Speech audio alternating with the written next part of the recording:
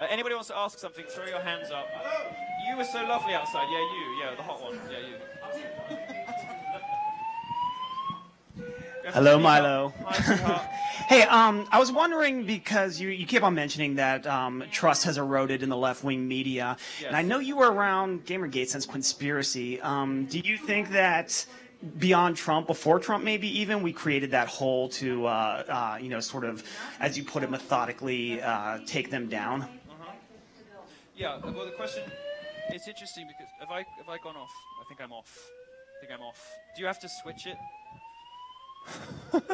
There we go. Well, you know, no one's ever going to believe this because nobody ever read any decent reporting on this unless you were reading me at the time. But Gamergate, which was this sort of extraordinary clash of video gamers and feminists and journalists, which you would have no interest in reading if you weren't into gaming. And even if you were, you probably, you know, well, this may have passed you by. It was a cataclysmic event in culture. It was the first time that we beat them. It was the first time that not just the political right, but the cultural right fought back. And not just Republicans, but libertarians. People who, you know, when told their video games could turn you into sexist, said, prove it. When told that their video games were damaging and racist and sexist, said, where? Show me. Prove it. I'm not just taking it on trust like the comic book fans did, or the fantasy fans did, or the...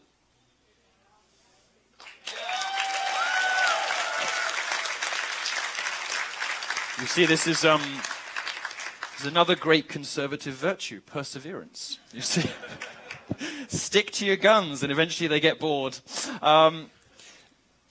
It was a very important thing, and it was important because it was the first time that the cultural right and cultural libertarians had won. They fought them off. They beat them. And who would have believed it was the humble video gamer to do it? But Gamergate was the first moment in culture that I believed that a Trump could be possible. Because it was the first time that social justice warriors and feminists and Black Lives Matter and all those kind of odious idiots who trade on feelings instead of facts got a good kicking. They really got beaten up badly. And it was wonderful to watch because it finally persuaded me that there was a core of libertarians, free thinkers, dissidents, mischief makers, Republicans, and whatever else, who had some backbone left, who really cared about stuff and weren't just going to accept on face value that they were all racist and sexist and they should pray for forgiveness at the temple of the Democrat Party. It persuaded me that something like Trump was possible. And so when he came along, I knew he'd win. I knew he'd win because I'd seen it happen in culture already. And culture is so much bigger and more important than politics. Politics is just symptoms, you know. What matters is what happens in Hollywood, in the news business, in academia, and now, which all of you won't realize unless you do this, video games, which are a $90 billion industry. I mean, video gaming is bigger than Hollywood. Some of you will play, you know, Grand Theft Auto or whatever at the weekends. What you don't realize is just how utterly vast this industry is. And it's barely covered. Nobody reports on it. Nobody knows anything about it, really. Nobody knows who the players are. Nobody knows who the big studios are. Nobody knows how much, you know, occasionally you'll see, oh, Grand Theft Auto took 300 million on its first day, and you're like, okay, whatever, move along with your life. Nobody realizes what a big deal it was. And nobody saw it coming. And I was the only conservative who did. And the only person, really, to treat it with the seriousness that it deserved. And with the result that we won. So, yeah, no, it was very important. And it was an important moment in culture, which is why... And I very firmly believe that it laid the groundwork for Trump, because I think that it showed that you don't have to have the cool friends. You don't have to be liked on Twitter. You can say unpopular true things and win anyway. You can survive if they come for you. Because the Gamergate, you know, these gamers who would just be like, we're not sexist and racist. What the fuck are you talking about? I just want to blow some shit up and see some tits. There's nothing wrong with that. There is not. And it doesn't make me a horrible monster when I turn the console off. I don't beat my girlfriend after I've, like, beaten up the prostitute in Grand Theft Auto, because guess what? I know the difference. So I'm not a single-celled organism like a social justice warrior. I am a sentient, intelligent, educated being, and I can tell the difference between a video game and real life. So,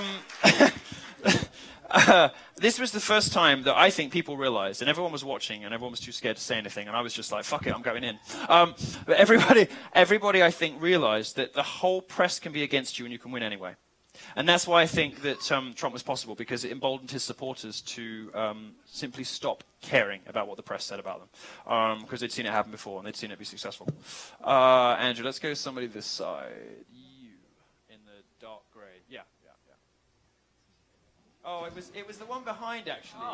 Oh, no, I feel bad now. Why don't you both go? You can't make me choose. Okay. You both go. First of all, thank you very much for coming here. Definitely appreciate it a lot. Thanks for having me. Obviously, thanks for putting up for all the bullshit. Thank you. But I've made a mess outside and I've ruined your carpet, but thanks for having me. we love it just as much as you do. Don't worry. But I think it's undeniable that Trump faced numerous obstacles during the election cycle, between the number of other candidates, the media bias, Hollywood, all the stuff, throwing everything they got. But now that it's over and he's in, what do you think his biggest challenge will be as president for the next 4 years?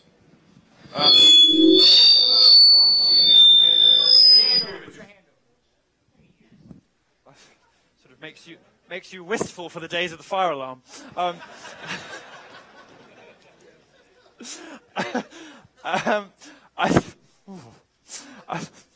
I think they're very fragile, you know. I don't look it, but I think his biggest challenge is going to be. I mean, look, he's got to hire 5,000 people. He's got to take some of them from existing Republican stock. I think he's going to encounter a lot of resistance from Paul Ryan's wife's boyfriend. There we go. All the various other people who are going to cause trouble for him in the Republican elites from within. I think his big challenge. He's got to do what he did when he was running, which is terrify the living daylights out of them and bully, beat, and scream them into submission and have them begging for his patronage. Because if he doesn't do that, there's a reasonable chance that they'll simply block everything that he's trying to do out of spite. You've got to remember that this guy's put them all out of business. Not just the politicians, but an entire ecosystem of lobbyists and consultants, all the people who get paid vast sums to sit around and say, oh, you should do this, and oh, Wisconsin will go that way if you do this. Not in that accent, obviously. These people are all out of business because he has smashed the conventional wisdom on absolutely everything. So all of the very worst people in America, the absolute worst people in the world, are kind of like fucked for 8 years, you know? They've got nothing to do and they're not going to make any money. And the journalists who weren't behind him are going to find themselves increasingly isolated and irrelevant. Sorry, I should do it here, shouldn't I? And so, I think there's going to be retaliation at some point. They're going to come for him. Now, at the moment, the press is coming for, my old boss and even me a little bit, and various other people with these ridiculous names, anti-Semite, white supremacist. Oh, give me a break, please. They're coming at us with all kinds of ridiculous names. But when there's was it 5 stages of grief, the Kubler-Ross, bargaining, acceptance, whatever it is. When they finally come to terms with the fact that they lost, they didn't win. Like, get it into your heads. You didn't win. Go away now. When it finally dawns on them, and they sort of retreat into their corner to lick their wounds and work out what they're going to do in 8 years' time, I think the establishment Republicans are going to come for him. And I think it's going to be ugly, sort of internecine warfare. I think he's going to need his supporters to tell these people where to go. So that's my big worry for him in office. Thank you. And Andrew, I want to go to the other one just behind this one. Yeah, this guy here. Not again. Stop it, Andrew. Thank you. So towards the end of the election, another tranche of WikiLeaks emails came out, and what little amount that the media did to try to cover it, they were on Hillary's plane, and they asked her about this, and she was standing next to Podesta. And she said something, and then she went right to the R word, Russians. And so this whole time there has been like this kind of resurgence, this neo-McCarthyism amongst the left, that if you just say anything and you connect it to the Russians, immediately they're bad. I mean, Trump wants to get along with everybody. He wants to be, a sensible individual. But what's your take on this whole, like I said, this neo-McCarthyism that we experience with all these, Yeah, it's a good question. It's a sort of psychiatric defect among people who have lost the argument and forgotten. Sorry, I think I'm gone again. What? I know. I can tell. Thanks. I'll yell. It's a sort of psychiatric defect of people who haven't really had to work or fight for anything or persuade anyone for 30 years because they've been able simply to lie and to name call, which is a situation the left finds itself in. So when it panics, when it panics, the progressive left looks for scapegoats.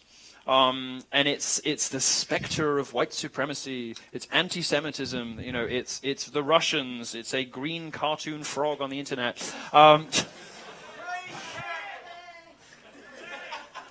I pray to Keck every day. He has bestowed great gifts upon me, as you can tell. I think you can relatively confidently dismiss it, like you can confidently dismiss most of what they do as just another search for someone to blame for their own failures. And this, of course, is what social justice warriors do. Feminism, as it currently exists, third wave feminism, is a vast exercise in shifting the blame. Anything bad that happens to you is the fault of some man somewhere, or all men, the patriarchy. What this does is it robs young girls of the ability to make their own lives better. If you didn't pass an exam, you can either take responsibility, study, and try again, or you can say the marking criteria was sexist. Black Lives Matter, similarly, is an exercise in shifting the blame. Rather than taking control of your own circumstances, your own lot in life, educating your kids, trying to get them into Harvard, work within the system, and raise yourself up, using all of the tools available in America, you throw your toys out the pram, burn your own town down, and demand special treatment. This is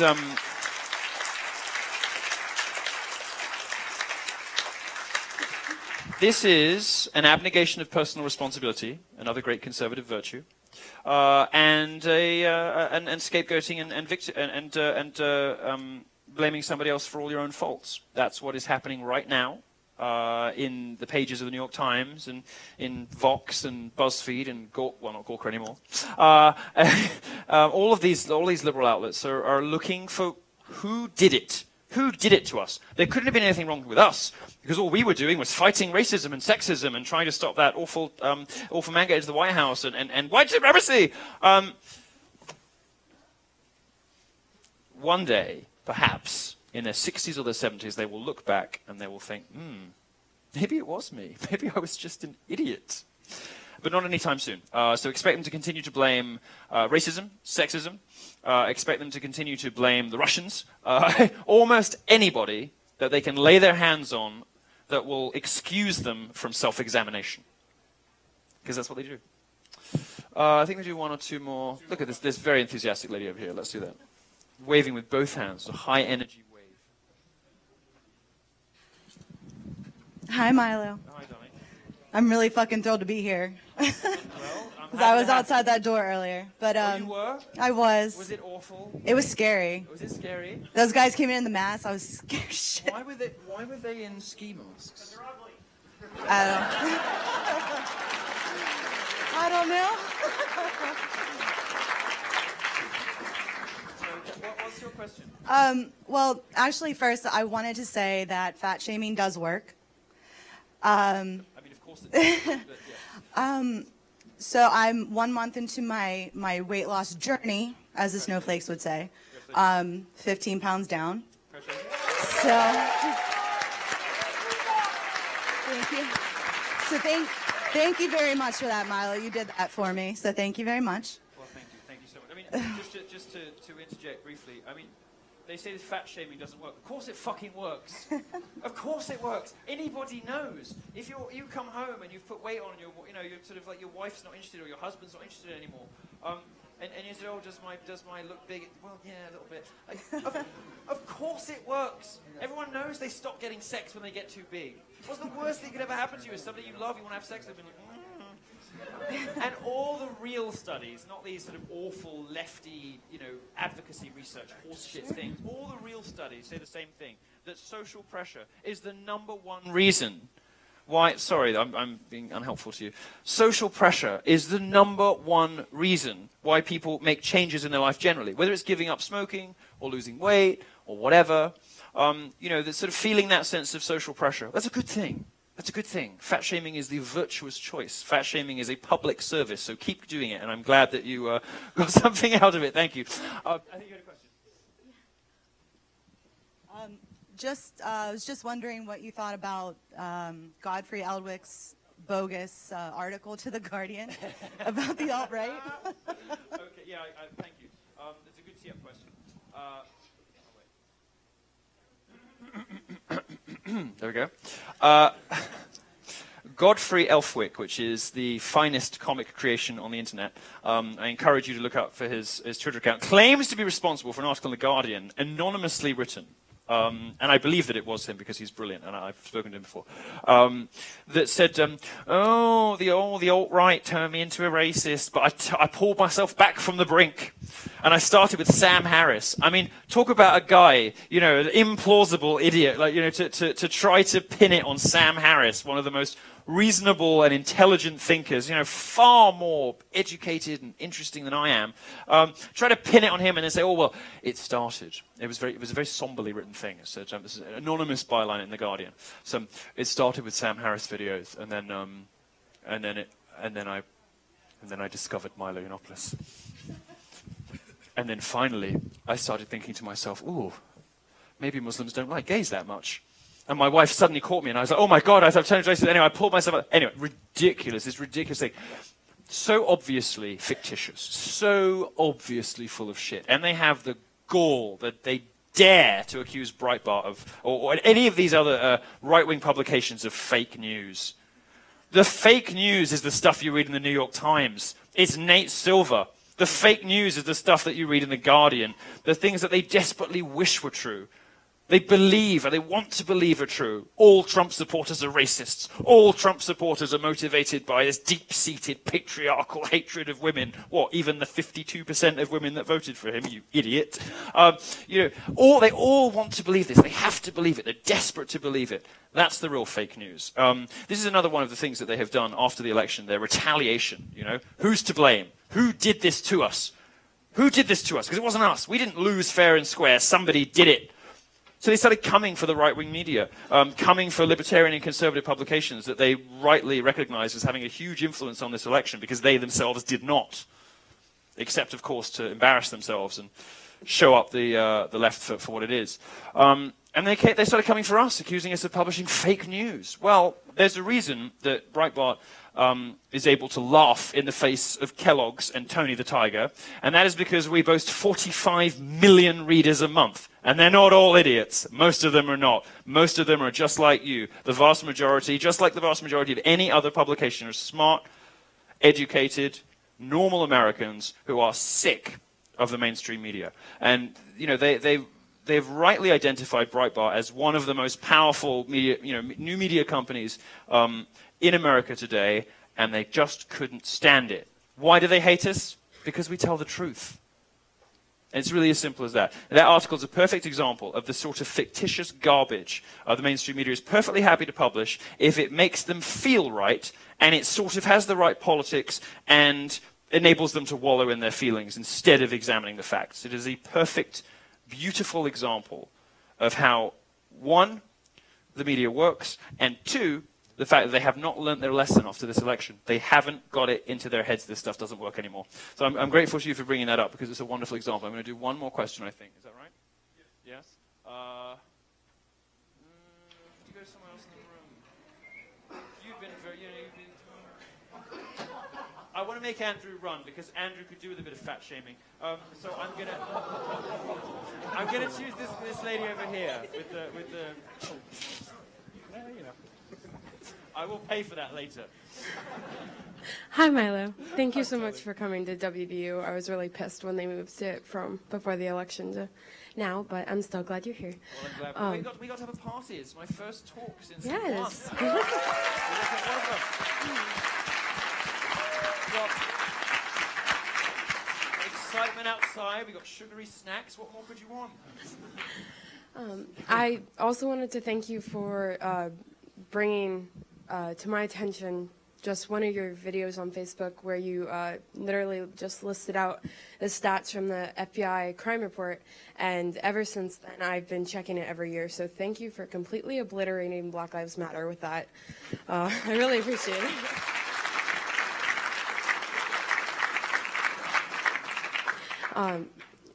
I was wondering if you would ever consider doing like a show or a broadcast with Tommy Lahren from The Blaze. Oh, yeah, I like her a lot. I like her a lot.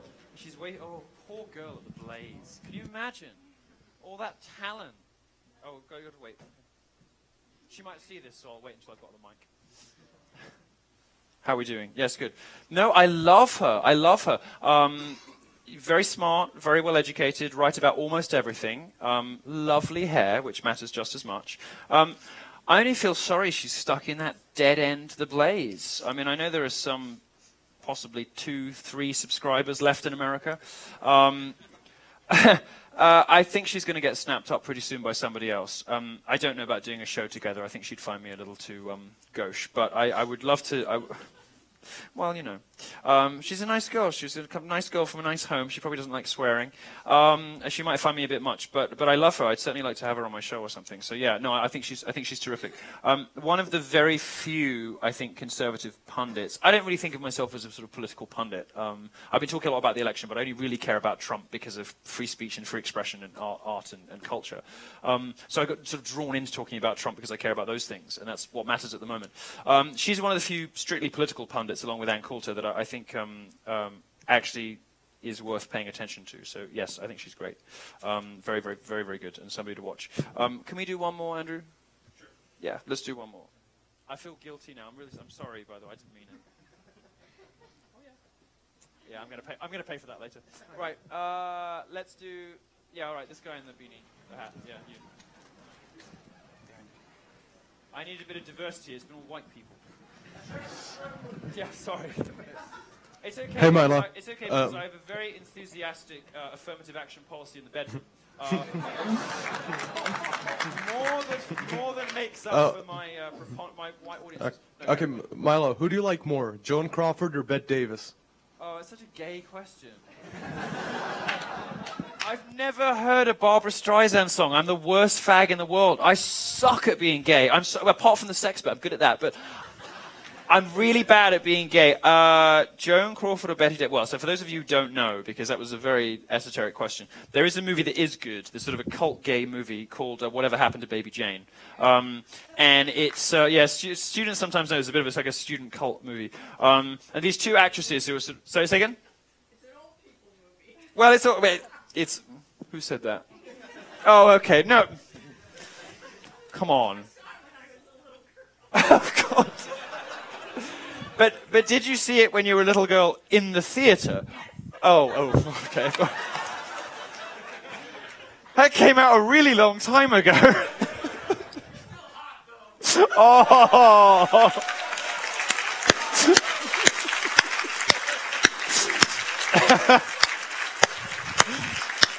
She is. Don't we have the best MILFs?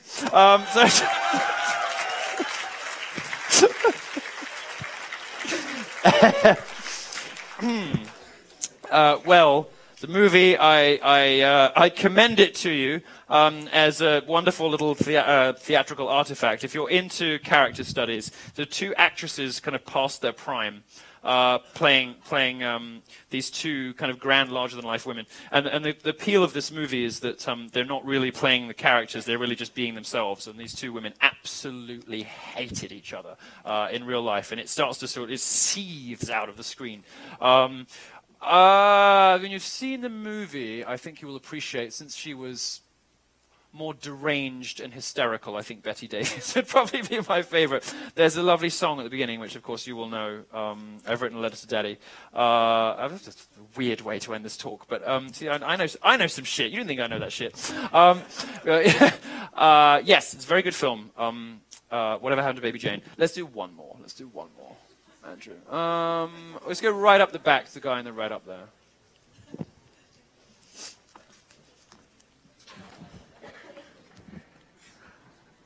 Lovely. First off, you'll forgive my Fidel Castro look. I didn't know he was going to die. give you the. I swear to you, I'm not a Cuban revolutionary or any of that shit. But we are in the midst of a cultural war. I think you would agree with me when I say that. Yes. And given that multiculturalism has failed in Europe, and now that Trump's won, and you could say that, you know, I guess maybe the alt-right has kind of won too. Where do you think, and I'm a classical liberal, so I identify with Sargon of Akkad, for instance. Where do you think the next step is for people like us? People on my team, I should say. And, you know, and fellow travelers like yourself. Yeah. Okay, so I think a lot of what you guys have been complaining about for a very long time is, I mean, if you watch Sargon of Akkad, who's a friend of mine, I haven't spoken to him for a while actually, but he's a wonderful, wonderful YouTuber, very smart on trigger warnings and safe spaces and feminism and all the rest of it. You know, he's a classical liberal. And you know, these are the people who follow J.S. Mill. You know, read on liberty and really believe that stuff, which not many people do these days, even Republicans. There's people who believe that you should be able to say, do, and be whatever you want, provided that you don't hurt anybody else, provided you're not infringing on anyone else's rights, infringing on anyone else's property. I mean, this is a sort of very central building block of American public life, but even Republicans don't believe this, or at least not all of them these days. Well, for you guys, Trump, although he may be, in Steve Bannon's words, an imperfect vessel, I think Trump is going to be a remarkable boon to your cause, because Trump may not be the most libertarian candidate for president in history, but the effect of Trump is going to be to smash political correctness beyond any recovery. And the effect of a Donald Trump presidency is going to produce all of the things you want. You're going to be able to say, do, and be anything, except perhaps a social justice warrior. And it will be okay. You know, you can yiff if you want to. Everyone know what that is? No furries in the room? That's what they call their sex, you know. The people who have sex in the fur animal suits. They call it yiffing. You can even... It's my job to know these things. You can even watch anime. It's all gonna be okay. And it's gonna be okay thanks to the election of the most improbable but wonderful candidate for president this country has ever had, Donald J. Trump. Thank you very much for coming. Thank you for being such a lovely audience. Oh well, thank you.